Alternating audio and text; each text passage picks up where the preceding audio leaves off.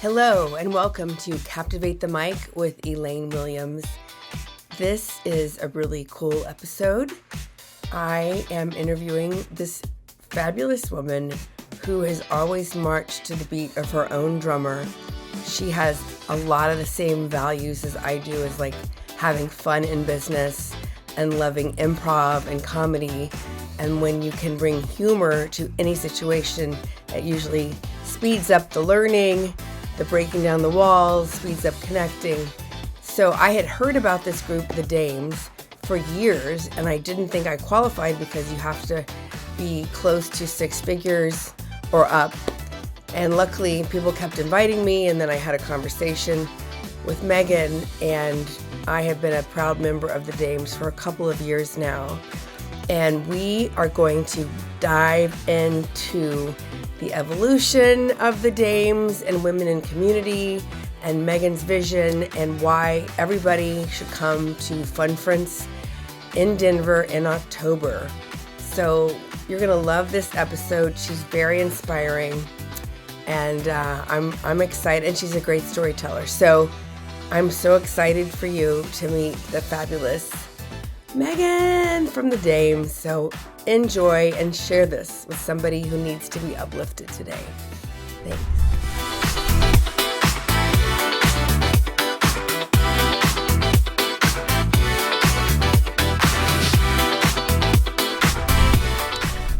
Hi everybody, welcome to Captivate the Mic with Elaine Williams. You are in for such a treat. This woman is so powerful. And I know I always say I'm so excited, but I'm like triple excited. I've been trying to get her on the show forever. So please give a warm welcome to Meghann. Meghann, I'm so excited that you're here. Hey everybody. Thanks, Elaine. I'm excited too. It's going to be fun. Yes. So Meghann is the founder of the Dames, which I talk about a lot, which I had heard about a lot.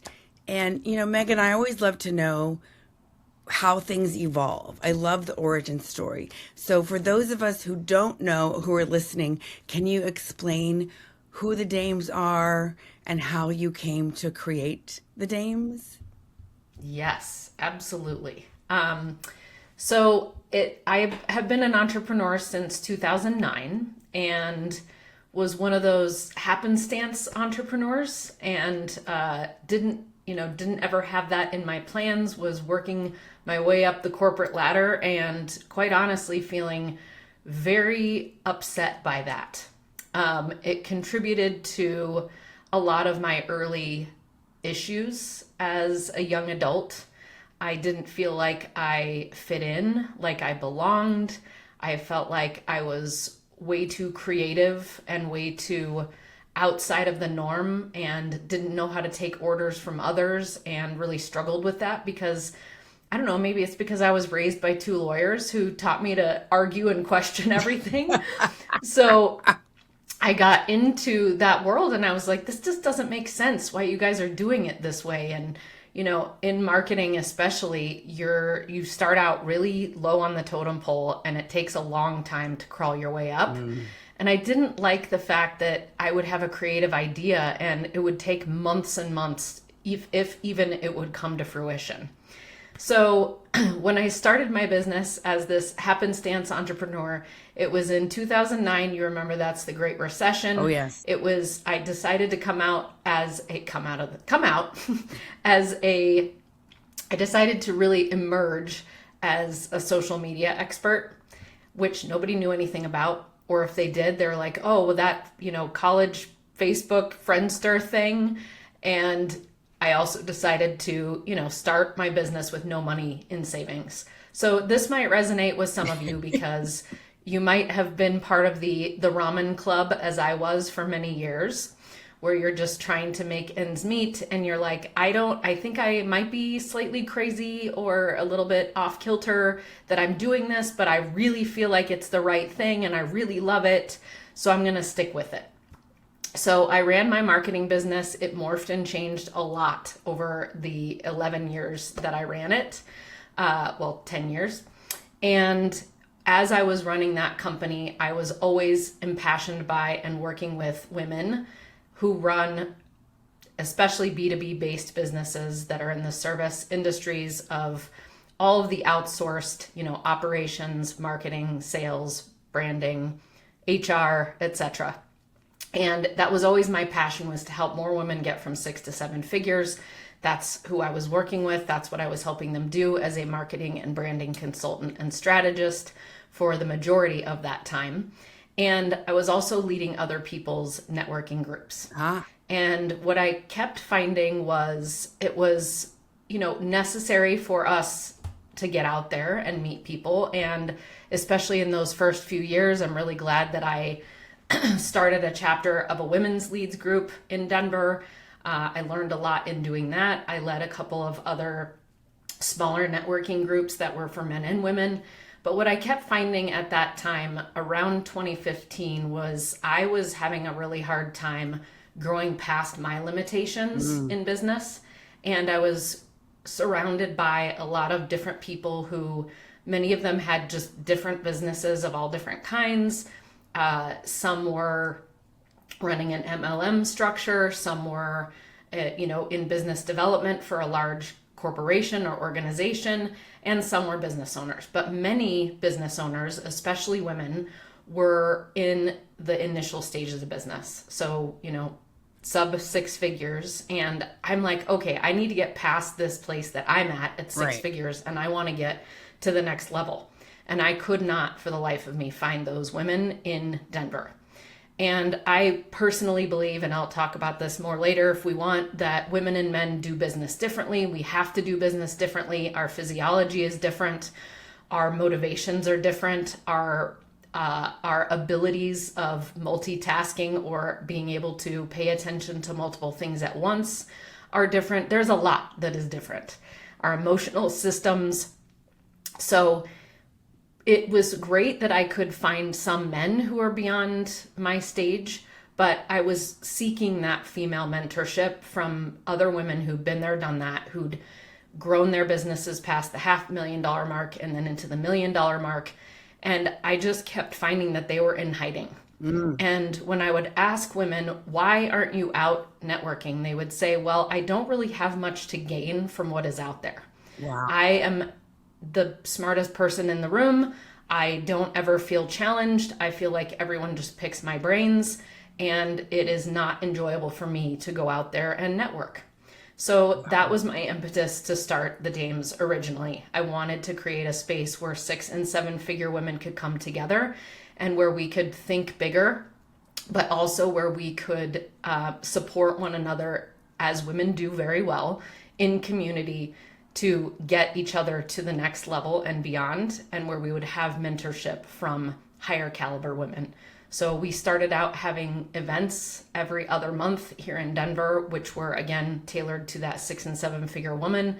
The other problem that I was solving was the fact that most of those networking events that I had been going to as an attendee were so not my level of enthusiasm and entertainment. I felt like I was sitting in the audience, oftentimes nodding off. And I'm like, look, there has got to be a better way to do this, where we are lifted up and we laugh. And because you and I both know, Elaine, laughter is the best medicine. Yeah, so we've amen, always sister. had the reverse mullet concept at those big events where we have fun and entertainment and comedy at the front, and then we have business and connection and inspiration in the back. And that has continued on, even though the business has morphed significantly. I love That's where it all came from. I love that so much. I had heard about the Dames. I would go networking, on Zoom, virtual networking. People kept saying, "Oh, Elaine, with your humor, you've got to check out the Dames." And I was intimidated, though. I was really intimidated, and it took, several invitations before I was able to come to an introduction. And then, I had to have conversations with you about it, about all my businesses. And then when I was new, I was like, some days I'd be like, oh, I don't know if I'm up for it. But I'm so grateful that I've pressed through my, my limiting Imposter belief, syndrome. right? because I know I want to play tennis with people who are better tennis players than me, right? And my ego, I like to be the biggest personality in the room. I like to be the big fish in the little pond. And I know there's no cheese down that tunnel, I mean, it is great to give back, but I'm not going to grow. And so that's one of the reasons I continue to do stuff with the dames, because I'm challenged and supported, and just thought, just meet really smart women who are generous and who are up to big things. Absolutely. And we all have to make that choice many times throughout our career if we are going to continue to be big fish in a little pond, or if we are going to brave the wilderness and jump into the bigger ponds and be what some of the women in the dames say, like, I wanted to be the dumbest person in the room, and I wanted to be challenged by the other women, and I wanted to be elevated by the other women. And I had to do a lot of that myself in the very beginning. I mean, one of the things that we did at all of our first events for the first 10 years before I actually broke the dames off as its own business and closed my marketing business, was we would have a Dame of Influence award. And that would mean me finding women in the Denver area who ran 7-figure plus businesses and interviewing them in front of the room. Wow. And I was nowhere near that. I was at 150,000 at the time in my business. That is a big chasm between 100,000 and $1 million. I had no idea how I was going to have the chutzpah to go and speak to these women. But what I found after the first, maybe first interview, maybe second, is like, wow, these ladies put their pants on one leg at a time too. Or, they get up on one side of the bed or another. They are human. They don't have like 6 limbs and 2 heads.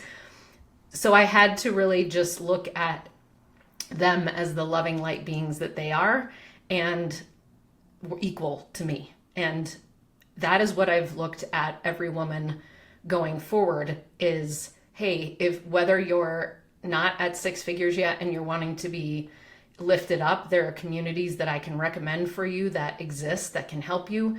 Or if you're at the 6-figure mark and you're wanting to get to a mid 6-figure level so that you can really be living a healthy lifestyle for yourself, or you're wanting to get to 7 figures or 8 figures so that you can bring up the local economy through your business by employing people and, contributing to your local society.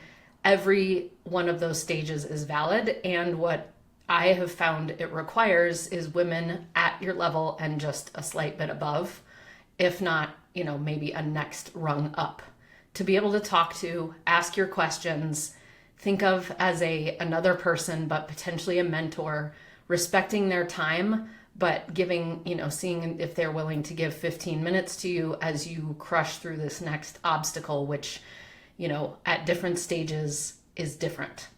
Those are different. Those obstacles are different. I love that. And I have to tell you, so yesterday I had a 15-minute Zoom connect with a woman that I connected with through a dame.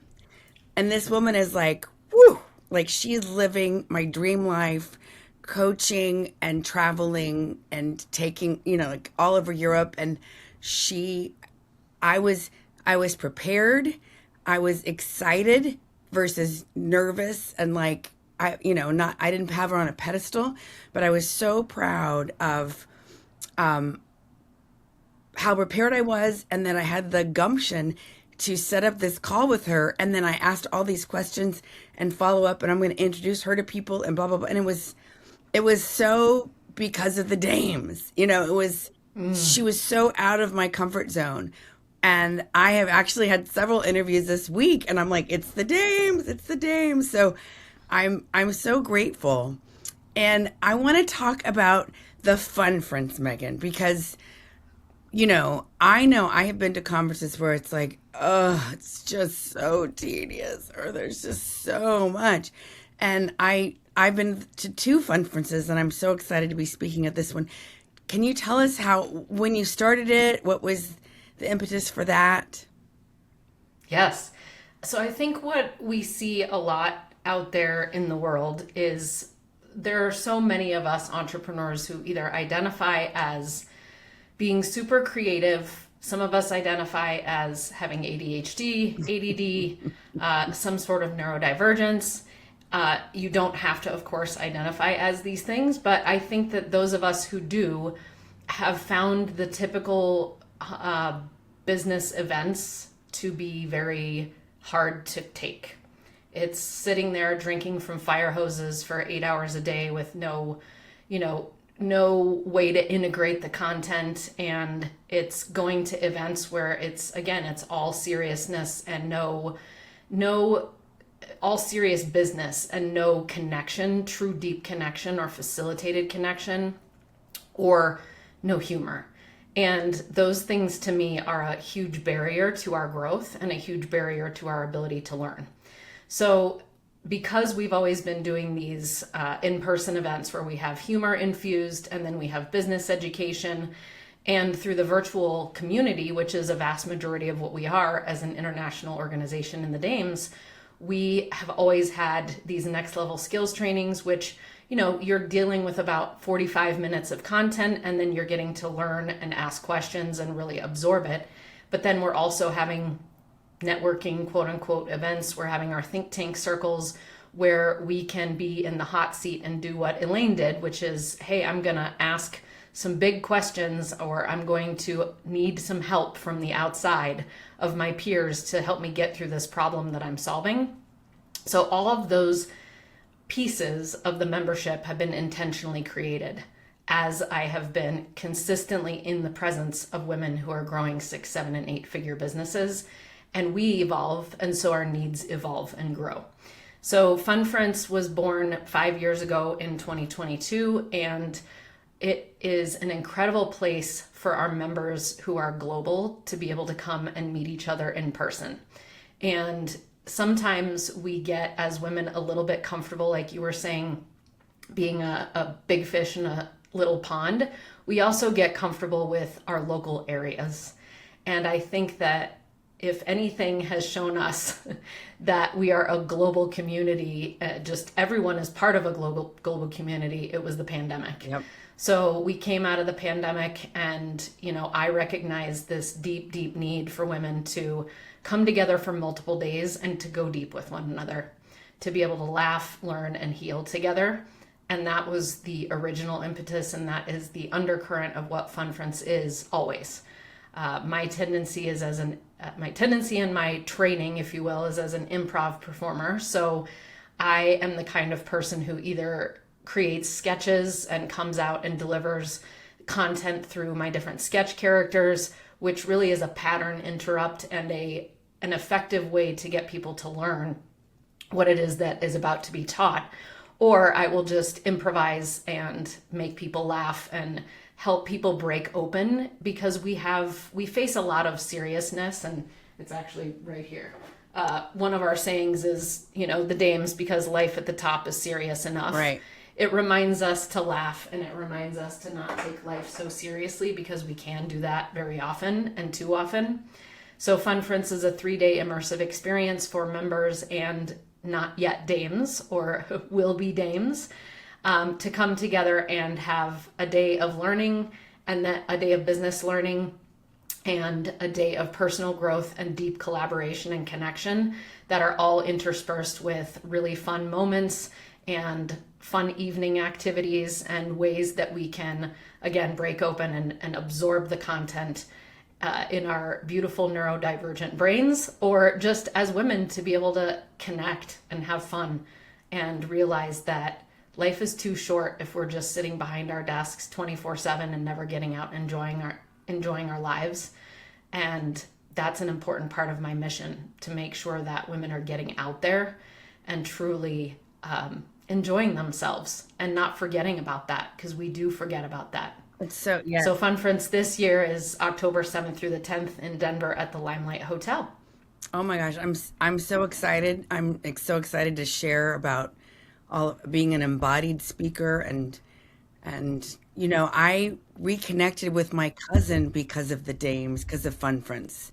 He lives outside of Denver, Cool. and I had said, hey, I'm going to this other conference. Is it okay if I stay with you? And because of that, several years ago, we've like developed this whole new relationship, and I actually got to officiate Love his it. daughter's wedding last year. So it's so cool how things come from being belly to belly in person. Yes, and congratulations on being one of our selected speakers. We have 10 of them, and that came out of a list of close to 40 women who had applied.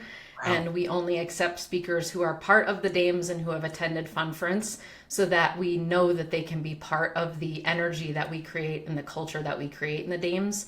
And you certainly have brought laughter to the stage through your comedy already and brought deep connection by bringing people together in your chapter and bringing people together at Funference. And that's what we want. And truly that you are an icon of what a true dame is, which is think beyond where you are comfortable, stretch yourself to the next level, and no matter how uncomfortable it feels, I can try anything once is kind of like an attitude that I see in you. And you don't have to keep doing it if something doesn't feel right. Right.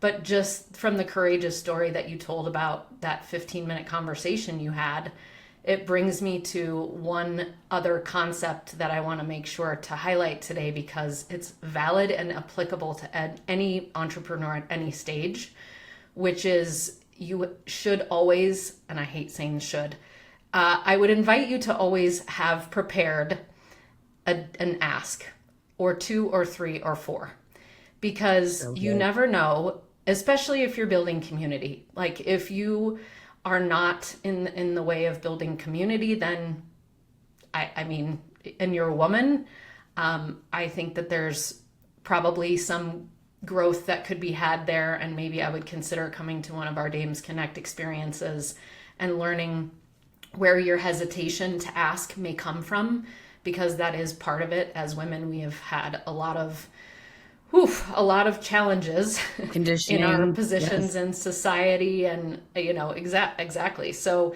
there is an aspect of getting beyond those things so that we can get past the, oh, I was taught that it's impolite to ask. I was taught that if I ask, I'm inferior. I was taught that women don't ask questions, it's inappropriate. I was taught that when I do ask for help, it just doesn't come back around, and so why I stopped asking.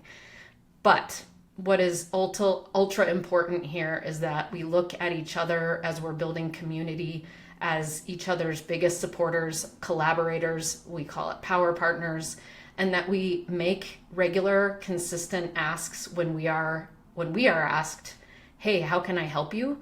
That we respect each other and respect the other women's desire to help us by reciprocating in what our request is, that we actually have a request ready that our power partners can do in 5 to 10 minutes.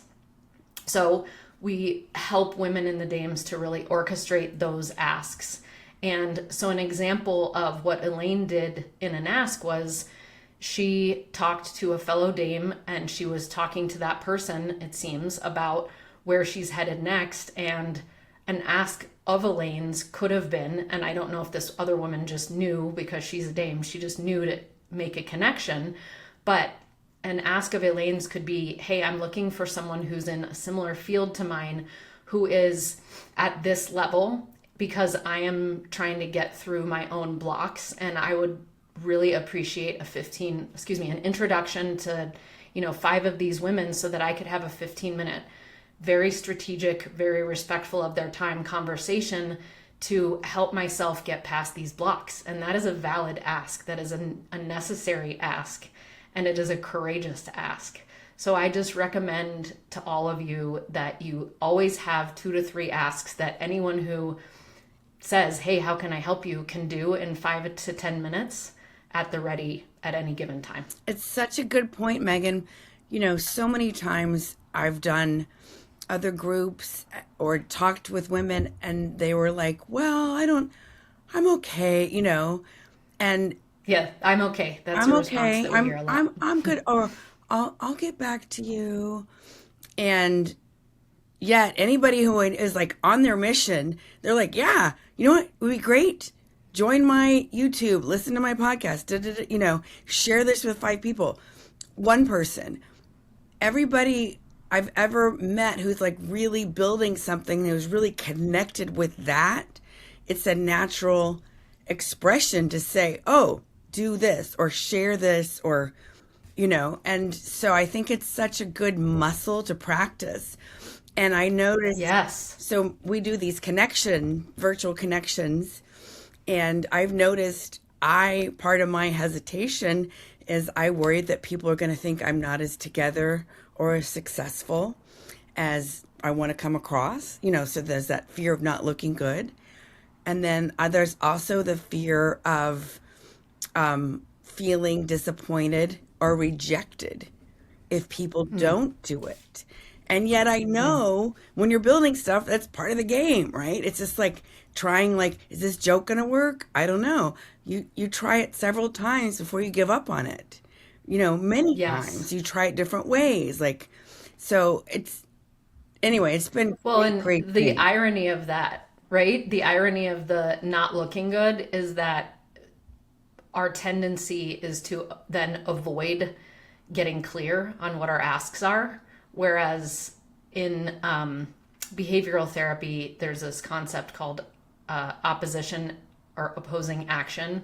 So it's like, okay, I'm afraid that somebody would see me as not having my stuff as together as I would like them to.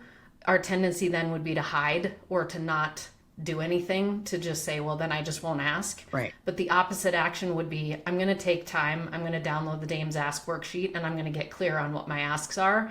And then I'm going to practice them with a few power partners and make sure that they understand what my asks are.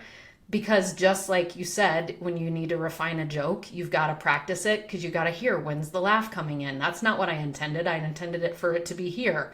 Okay, we got to riff on these things. And yes, it's true. A lot of times if we do things in a silo and we just come up with an ask and we say it for the first time, other people might not understand it. They might be lacking some detail. And so we need to refine that. But that's what our power partners are for. Those trusted relationships where we feel safe to be able to workshop things and practice those things, which then the irony is, as soon as we ask, we will receive. And it might not be from the first person. They might not know anyone that they can help us with. That's why we have a second ask ready. Because if they're not a good connector and they don't do well at introducing you to people, maybe you could ask them for a resource, a book that they've read. Maybe you could ask them for a specific interviewee you're looking for on your podcast. There should always be 2 or 3 things that you can say, oh, I totally get it. How about this? Right. Or how about this? And then the other part of being rejected, it is part of being a human. It's like when we're in sales. Just because you get a no, it doesn't mean that your entire suite of offerings is bunk and it doesn't work and it's, you need to go back to the drawing board on all of it. It means that person is not a fit. Just like making a request of someone, that person may not be a fit. So have others ready. Or like when you get to a certain stage of business, you start making asks that are like, hey, I am tackling cash flow management as my next big hump. And I need to talk with some people who, are women business owners who've actually mastered this. And I've written out my request of what I'm looking for. It would really help me if you help me spread this far and wide to share this request with my picture and my introduction paragraph on your LinkedIn. Could you do that? Beautiful.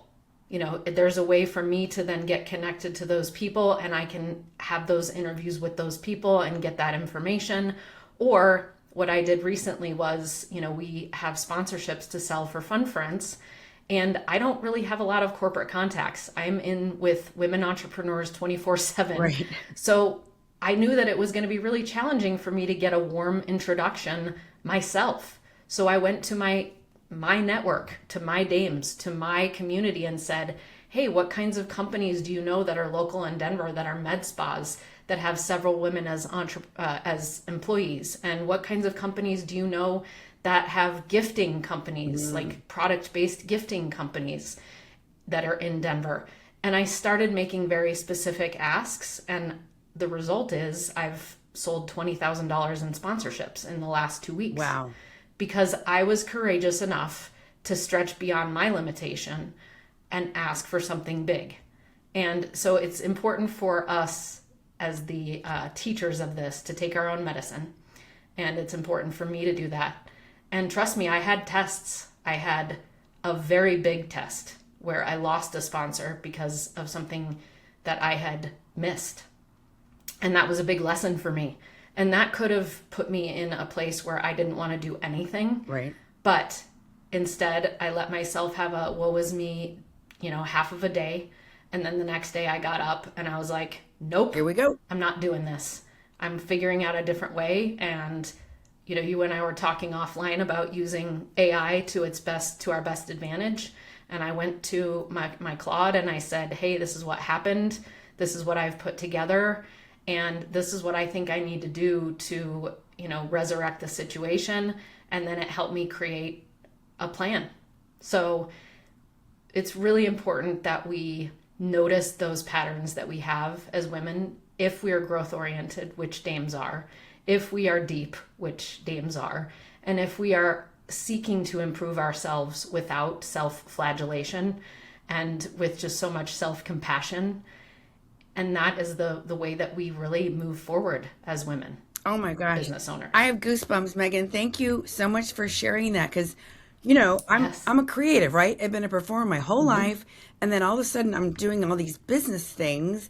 And so I always think I'm the only one who's whatever. And so one of the reasons I have continued to be active in the dames and I'm so passionate is the generosity of spirit I have found. The willingness to share the lessons, willingness to be excited when you have a win, and the willingness to share resources and really just cheer each other on. It's so lovely.